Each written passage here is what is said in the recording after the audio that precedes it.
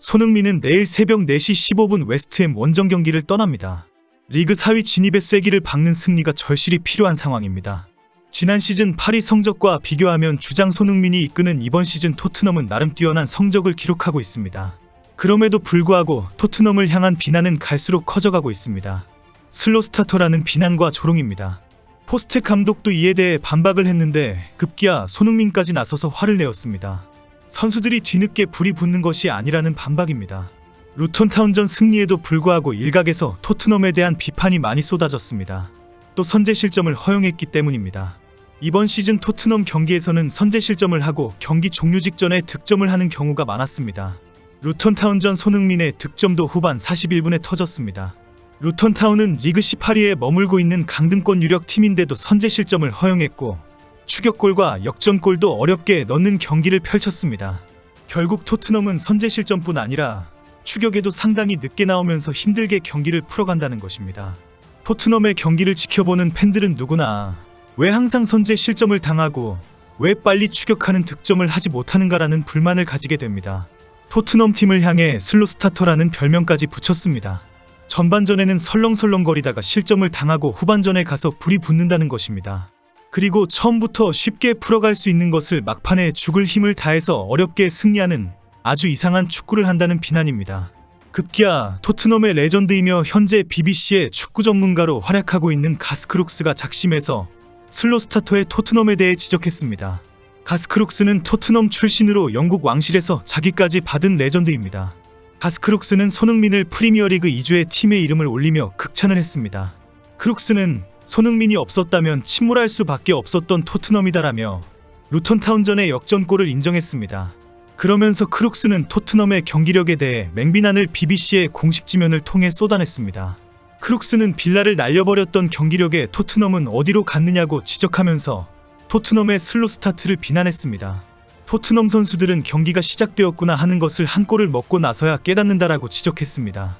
한 골 먹기 전까지는 뭐가 뭔지 모르고 설렁대다가 한 골 먹고 나서야 이제 슬슬 시작해야 하는구나 라고 시동을 건다는 비난입니다.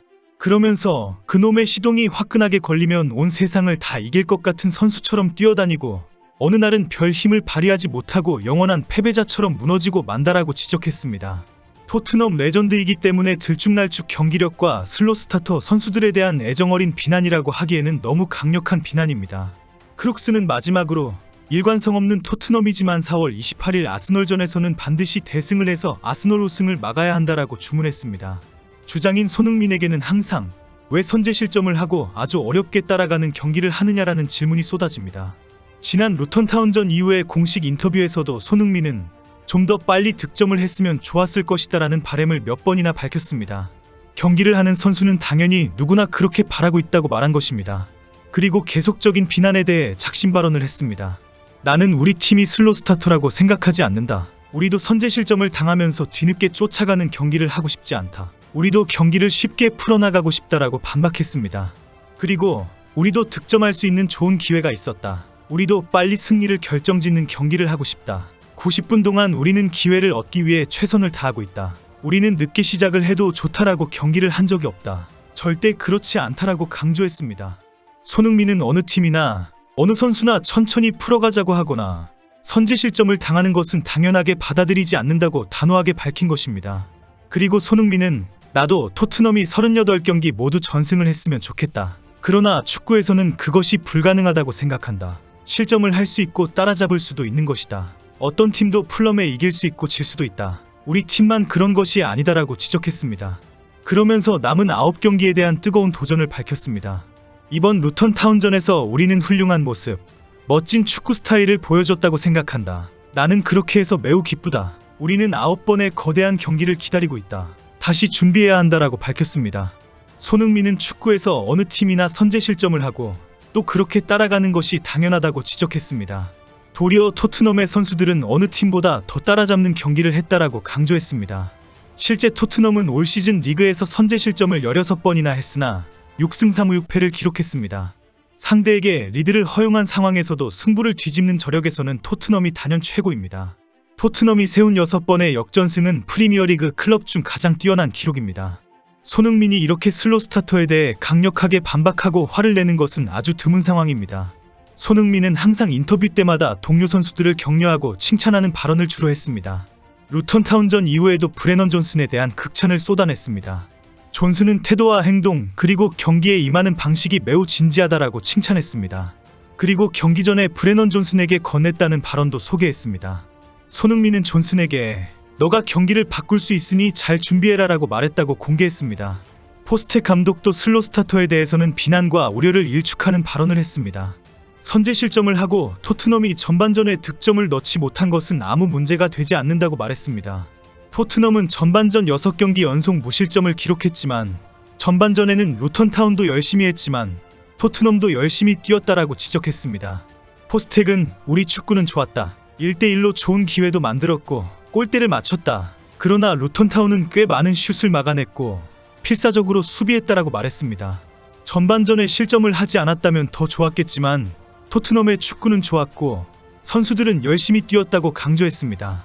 단지 토트넘이 선제 실점을 당한 부분은 우리가 해결해야 하는 문제일 뿐이라고 지적했습니다. 그러면서 토트넘의 축구는 강력한 압박이었고 실제 모든 팀들이 두려워하고 있다고 설명했습니다. 축구의 많은 부분은 소모전이 되는데 상대팀의 체력과 스쿼드를 무너지게 하는 것이 토트넘이라고 자신했습니다. 문제는 선제 실점을 당한 수비진인데 어쩔 수 없는 상황이라고 설명했습니다. 포스텍 감독은 루턴 타운전 이후 인터뷰에서 수비진의 반복되는 집중력 부족을 지적했습니다. 포스텍은 우리가 허용한 골은 충분히 막을 수 있었던 골이었다. 실점을 하지 않았다면 경기를 더 편안하게 할 수 있었다라고 말했습니다. 판더벤이 부상으로 결장한 지난 풀럼전에서도 0대3 완패를 당하면서 불안한 수비력을 드러냈습니다. 이 모든 상황이 토트넘의 주축 수비수로 활약하고 있는 판더벤의 결장과 드라구신의 선발에서 나왔습니다. 영국 데일리 메일은 포스텍의 발언을 인용하면서 드라구신이 판더벤을 대체하는 것은 어렵다. 토트넘을 위기에서 구해내기에는 충분하지 않다. 토트넘의 선제 실점은 결국 수비진이 원인이었다라고 분석했습니다. 이런 상황에 지난 루턴 타운전 이후 손흥민에 대한 극찬은 쏟아지고 있습니다. 프리미어리그 역대 최다 득점자인 앨런 시어러는 손흥민의 골 결정력에 대해 칭찬을 했습니다. 시어러는 그 자리에 공이 떨어지기를 정확하게 기다리는 선수는 딱 한 명, 손흥민뿐이다. 골키퍼로서는 막을 기회가 아예 없었다라고 박수를 보냈습니다. 항상 득점이 가능한 공간으로 뛰어 들어가서 공이 오기만 하면 되는 상황을 만들어 놓는다는 것입니다. 그리고 그 위치에서 슈팅을 하면 골키퍼도 어쩔 수 없는 강력한 슈팅을 때린다는 칭찬입니다. 슬로 스타터라는 지적이 토트넘 팀에게는 할 수 있는 비난 정도일 수 있지만 손흥민에게는 절대 해서는 안 되는 지적입니다. 손흥민이 자신과 동료 선수들을 생각하면 화를 낼 만한 비난입니다. 포스텍 감독의 발언보다 손흥민의 분노 어린 반박이 확 이해가 됩니다.